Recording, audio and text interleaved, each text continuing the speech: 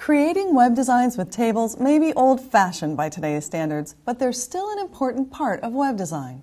Whether you're working on a site that was designed with tables and you want to update it, or you're using tables to format tabular data, the one case where tables are still recommended, this lesson will help you find all the tools you need in Dreamweaver. In this chapter, we'll be playing with the Chocolate Game Rules website. As you saw in the first chapter, page layouts like this are created with tables, and that's been a really common practice for a long time, but it's not the best approach today.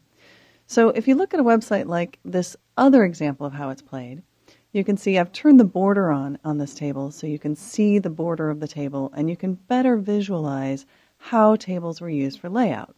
You could split cells to have something like a banner across the top, and you could put content in cells side by side to create a two-column design like this.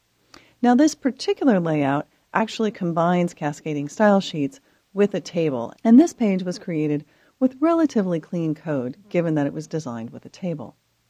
This first link to learn how to play goes to a version that was created with really almost all the worst things you can do on the web today.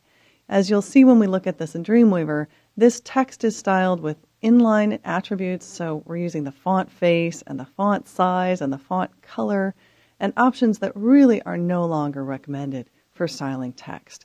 So one of the things we'll do at the end of this chapter is to redesign this page, keeping it in tables, but at least replacing some of those really old-fashioned design approaches with CSS. Because I have to admit, although tables are no longer recommended for creating page layouts, I know it's a lot of effort to completely change all of the websites you may already have in existence.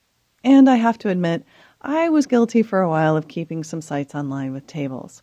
I do recommend that you now redesign sites like that using CSS instead, and that you limit your use of tables now and in the future only to instances like this contest page.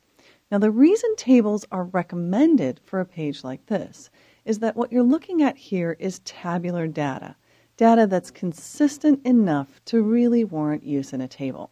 That is, every one of these has a photo, a skill score, and a humor rating. And over the same content repeats in table row after table row.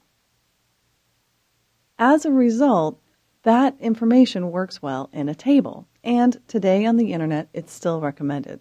So if you're creating a site that has a lot of spreadsheet information, or you're pulling content out of a database in a very consistent way, then absolutely you should use tables. Although I still recommend that you combine that table with styles, using cascading style sheets instead of the old-fashioned inline styles to create the styling on this page. And you'll see when we recreate this page how you do that.